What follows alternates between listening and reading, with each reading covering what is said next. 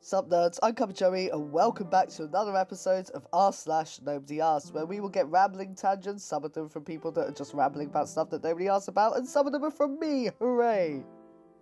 Had to run to the mall for a quick errand and wore my shirt. With homecoming so close, I'm really feeling the sexual deprivation more now than ever.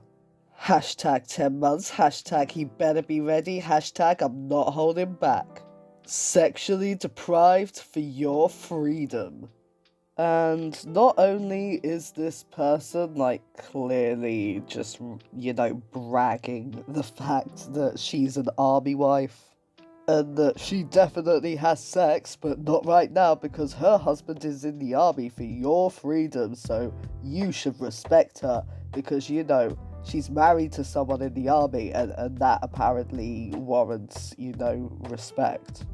Not only that, but she's randomly advertising that she's a huge fan of Brucey as well, which just, seems a little bit weird. Meteorologist says licking icicles is like eating poop. And okay, this annoyed me when I saw it on r/nobodyasked, because I think that this is something that we need to freaking know.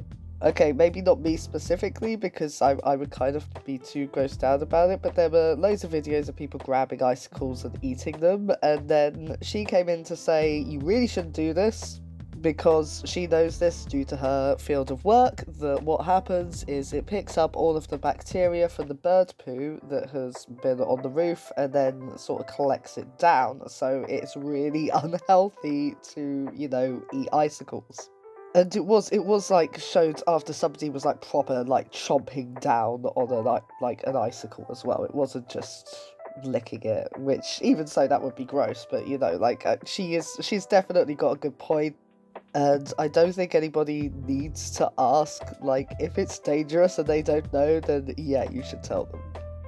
Netflix cancellations effective immediately. Netflix just pulled the plug on all these shows and renewed these. So just to stand up one of those clickbaity articles to get you reading, something to do with pop culture. I couldn't care less. Never use Netflix. I watch lots of science and nature stuff and spend way more time outdoors. You ain't gonna get walking in the forest or an empty beach than glued to a tube. Get out, get healthy. And thank goodness we have the Crypt Keeper over there to educate us about Netflix. I feel so much better now that you've told us how superior you are to us, because, you found the level of technology that's acceptable and you don't want to go any further beyond that. Otherwise it's all, ooga booga scary, fire, it's technology and witchcraft and, for God's sake, just grow up and stop. This is the thing, is that if he's that freaking old, then he should know that he's just looking like a twat by trying to boast like this. I mean, I learned that, and I'm, 2 years younger than him at least.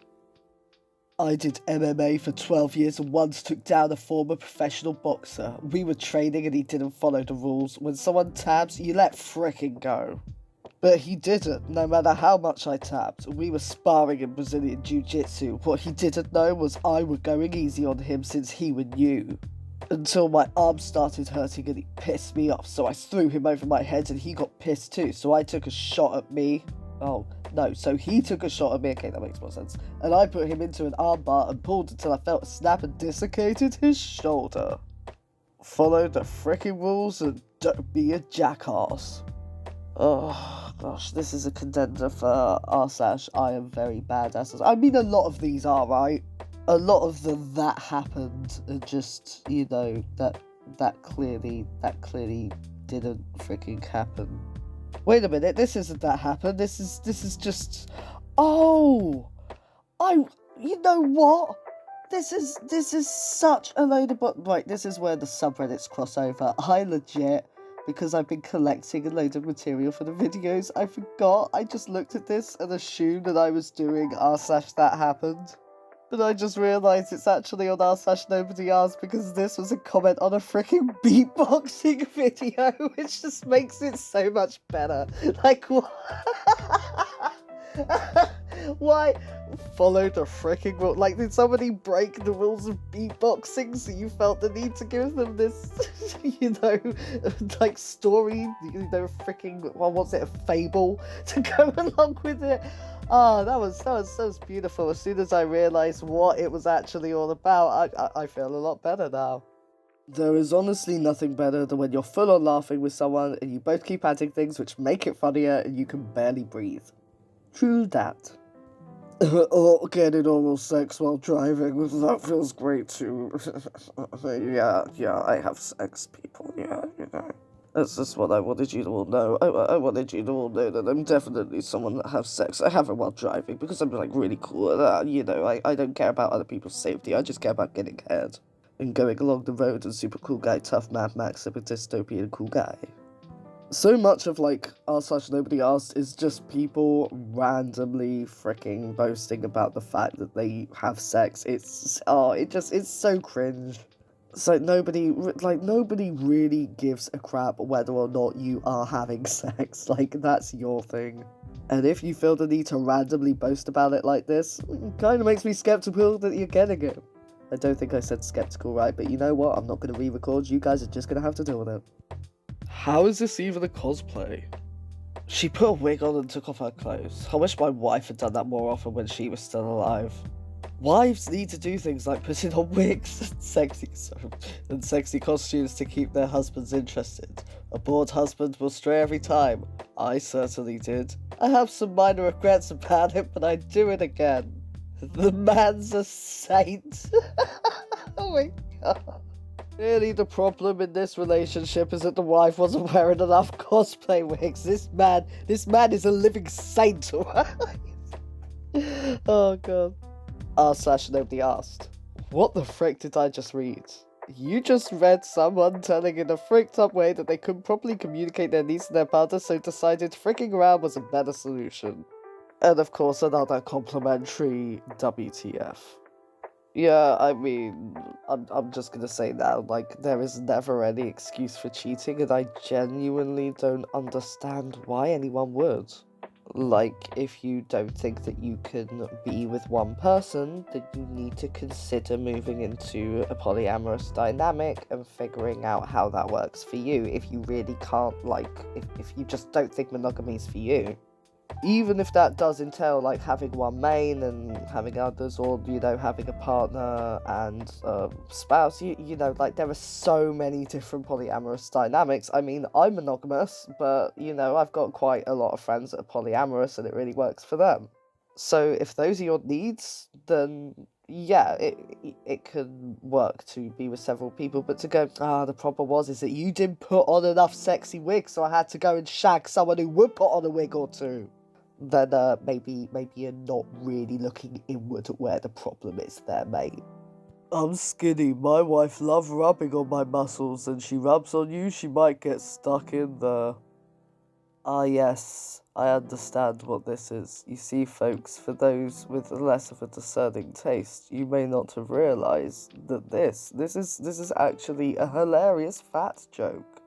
You see, because obviously, if somebody is fat, then obviously they are fat enough to, you know, hide a whole person under a fat roll. You know, that's not a joke that has ever been done before. It's quite rare.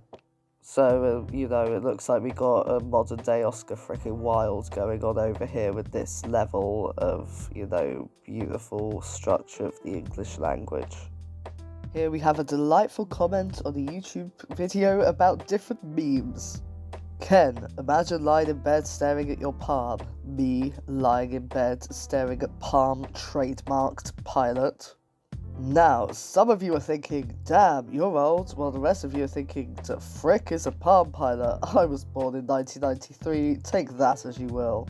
Ah, well, I was born in 1992, so clearly I have a vast amount of wisdom in that 1 year compared to you, but I have no freaking clue what a palm... Oh, I just realised that he used an interrobang instead of a question mark and an exclamation mark. Oh, that is such a sign of a twat.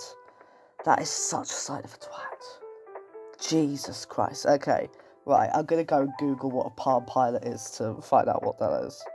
Oh, it's like one of those, like, virtual notepads, kind of like the Amstrad that were back in the day. I remember when these came out, but I never really remembered any of the names. Because, like, all of these, right, okay, and I do actually have a little bit of an interest in kind of retro technology, thanks to Ashens, which, I mean, if some of you watch him, then you'll know exactly what I'm on about. But the problem with, like, personal digital writers like these is that the technology just wasn't there for, like, handwriting something, and it was just far more efficient to use a pen and paper. Which, when these were, like, just ridiculously expensive back in the day, like, you're not going to spend that much money on this personal pad thingy, and then it just doesn't work better than an actual notepad. It was like it looks cool, but the functionality wasn't quite there yet. So, yeah, and like that whole, some of you will be thinking, hey, you're old. I mean, no, like, some of us were around then, but just don't remember this particular model. Like, get over yourself, jeez.